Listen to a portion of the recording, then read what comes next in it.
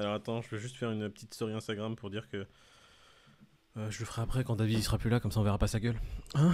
Qu'est-ce que vous en pensez?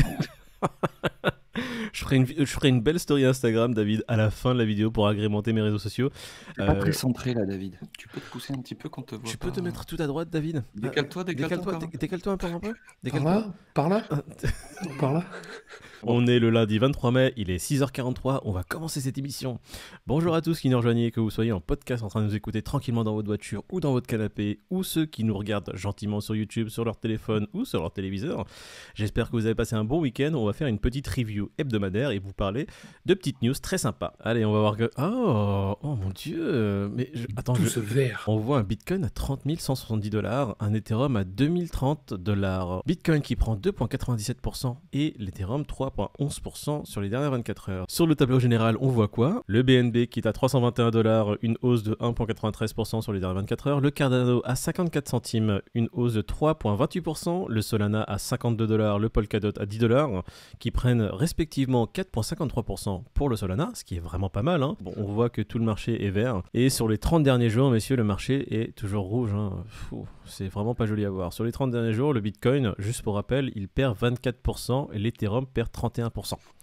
Voilà, on n'est toujours pas dans un marché très folichon, très joyeux, et on n'est toujours pas bullish ni bearish. On est plutôt sur la tendance bearish que bullish.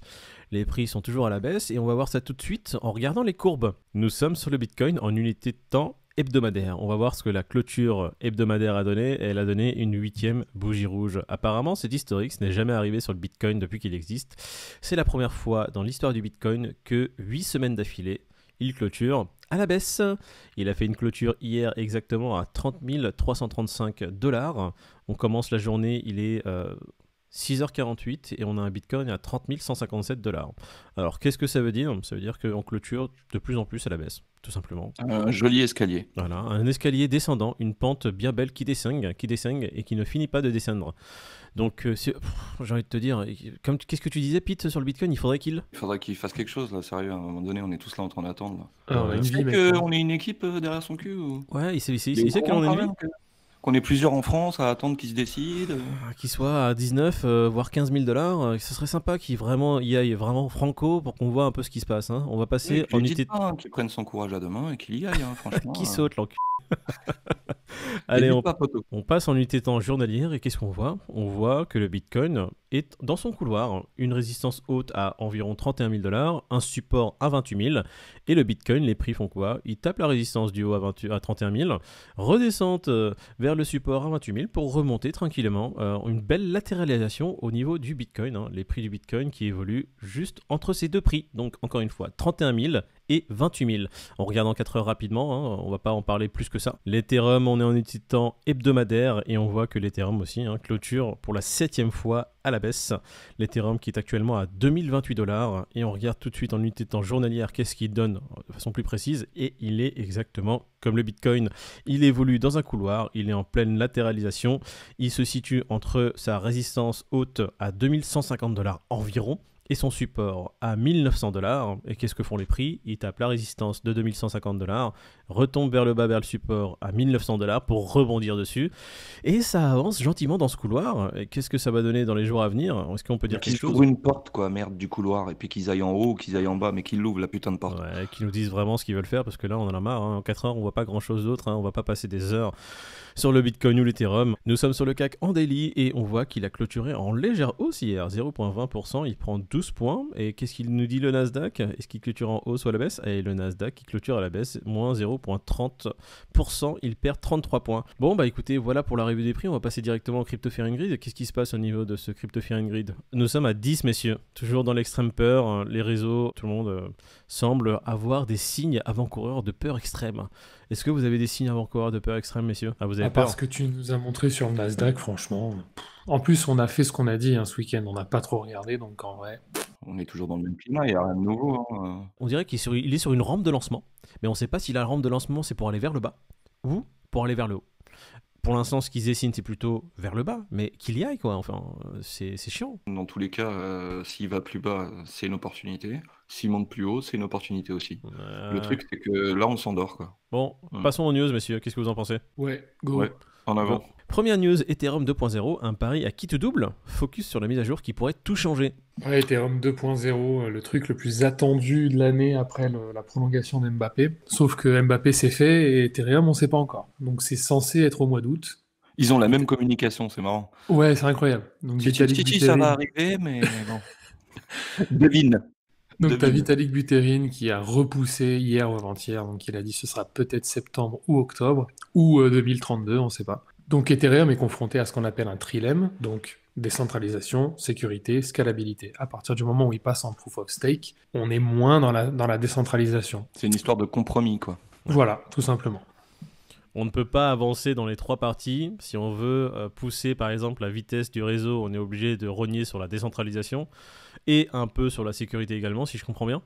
Ouais, c'est ça, exactement. Voilà. Et si on veut pousser la sécurité au max, on va rogner sur la scalabilité, donc sur la vitesse. Bon, après, ça fait combien de temps qu'ils annoncent ça? Il y a toujours des dates, on attend toujours derrière. Rien de nouveau, en vrai. On attend, quoi. C'est prévu pour août, c'est ça que tu m'avais dit? On ne sait pas si ça sera vraiment pour août. Ça fait 7 ans que c'est prévu pour dans 7 ans, donc on sait pas en vrai. J'ai envie de te dire, les mineurs n'en sont que réjouis. On passe à la news suivante. Exactement. Le Portugal qui devient son propre ennemi avec une taxe de 28% sur le Bitcoin et la crypto. La fête est finie, ou presque, parce que au Portugal, le temps que cette loi passe. Ouais, t'as le temps pense- d'acheter du bitcoin, hein, je te le dis. Voilà, exactement. Et puis j'ai envie de vous dire, si jamais ça passe, on n'aura qu'à y aller à Madère, parce que je pense qu'à Madère, ce sera un peu plus cool et ça restera le Portugal. Le seul truc qui me gêne, entre guillemets, là-dedans, c'est qu'ils veulent taxer à 28%. Et pour un pays comme le Portugal, c'est un peu beaucoup quand même. Ouais, c'est Franchement. uniformisé par rapport à ce que font les autres pays, 28, C'est 30%. ça. C'est Donc ils juste que- s'alignent quelque part. Jusque-là, c'était un petit peu un no man's land, le Portugal, et c'était une terre refuge justement pour tous les amateurs de crypto qui voulaient pas payer d'impôts. Et là, ils se sont enfin prononcés sur le sujet en disant, bon les gars, c'était un peu la fête du slip, sachez qu'on va se régler comme tout le monde, mais on vous aime bien quand même, quoi, en gros. Attendez, Donc, go à Gibraltar. attendez. Voilà, les gars. J'ai une news qui vient d'arriver. On me dit que Pierre Calamusa est en train de déménager en Italie. Ah. Il faudrait... Pierre Calamusa est en train de déménager, n'est plus portugais, c'est bizarre. Kiffe trop Lisbonne, il bougera pas, je te le dis.